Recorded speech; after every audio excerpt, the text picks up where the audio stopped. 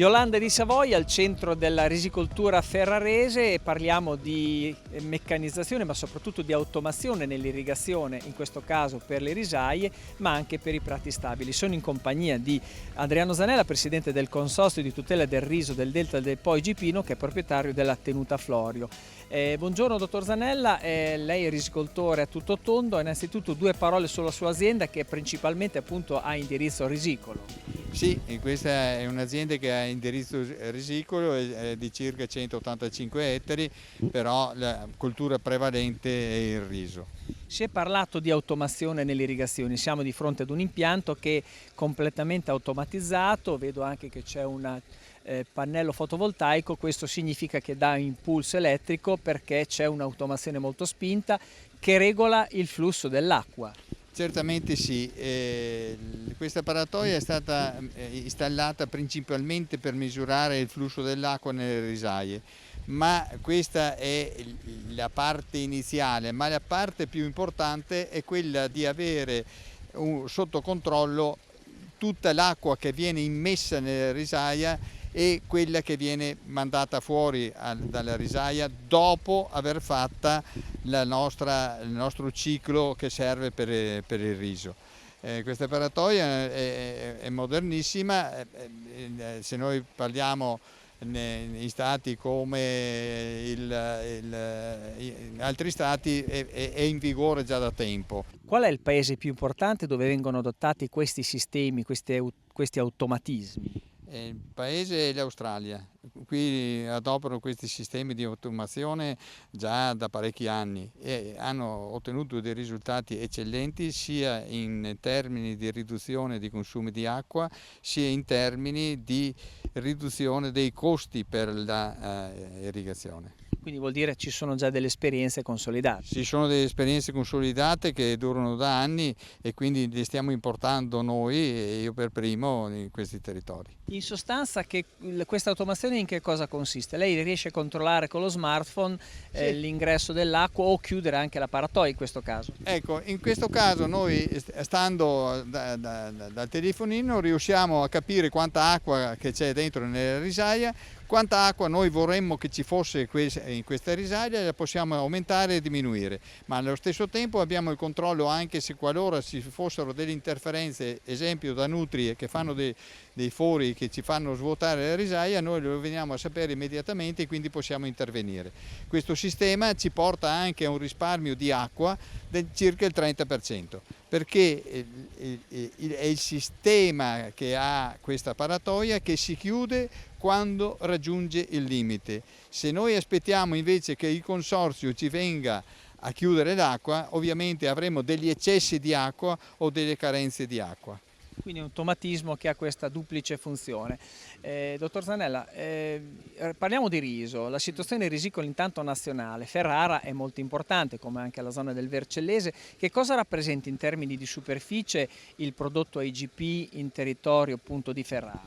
Nel territorio di Ferrara noi prendiamo all'interno, abbiamo comuni sia in territorio di Ferrara che in comune nella regione Veneto. La superficie che copre la zona dell'IGP è di 167.000 ettari e quindi è una superficie molto ampia, ma pensiamo di essere, anzi lo siamo, il più grande consorzio d'Italia del riso.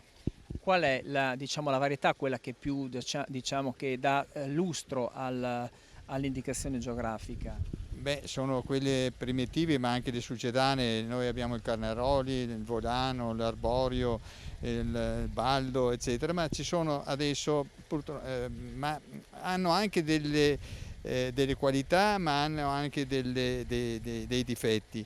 Il difetto è che vengono alte 1,70 m, 1,80 m, per cui può essere allettato.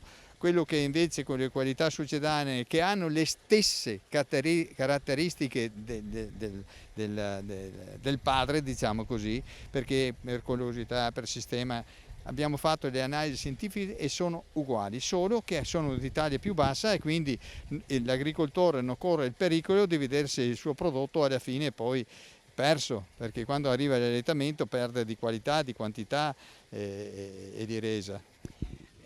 Zanella, noi alle nostre spalle abbiamo due campi di riso, uno è diciamo allagato, lo dico così, e uno invece non vediamo ancora l'acqua. Quali sono le differenze, diciamo, per chi non conosce questo settore? Ecco, vede, dovremmo noi avere la stessa, pressappoco lo stesso sviluppo, perché i tempi di semina sono dal 30 di aprile al 10 di maggio, 15 maggio, 25 aprile, 15 maggio. Quest'anno siamo arrivati a seminare l'ultimo riso a giugno.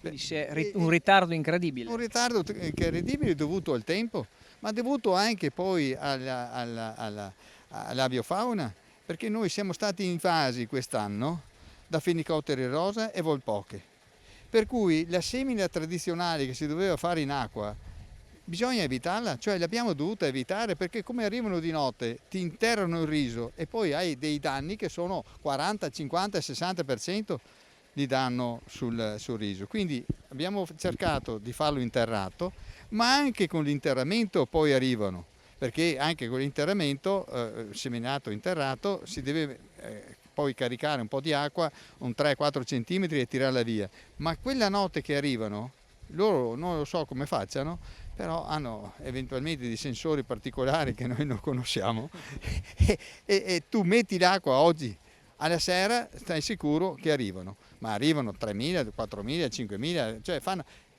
gli spaventi di qua vanno di là, gli spaventi di là vanno di qua, loro ti girano attorno e non vanno via. Qualsiasi dissuasore che noi abbiamo messo in atto per poterlo fare non è servito a nulla. E quindi siamo condizionati dal tempo, quest'anno siamo stati fortemente condizionati dal tempo, ma siamo stati condizionati anche da questi uccelli. Questo comporterà una riduzione dei volumi prodotti quest'anno? Sì, certamente che porterà una riduzione dei volumi prodotti quest'anno, perché le condizioni climatiche vanno ad influire non tanto sulla qualità, ma sulla quantità.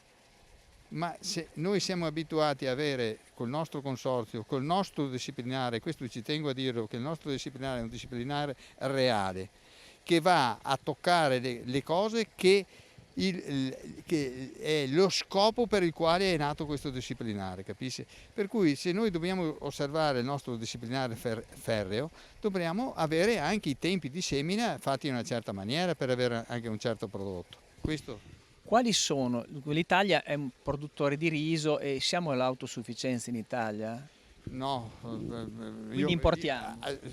Allora siamo autosufficienti per una certa quantità e non autosufficienti per altre qualità.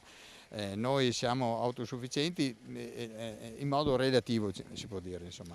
Quali sono i competitori, diciamo, nazionali nostri? Ma vede, i competitori sono quelli che danneggiano anche i nostri agricoltori, e sono quelli che provengono dai paesi asiatici, che ci portano un riso che non è controllato come è controllato il nostro, e quindi con spese di gestione, di coltivazione, noi dobbiamo rispondere a certi parametri di salubrità che là non sono osservati, e quindi quando si importano, se noi non mettiamo queste barriere e di dire tu importi quello che i nostri sono costretti a fare, allora possiamo entrare in competizione, ma diversamente è una guerra persa, insomma.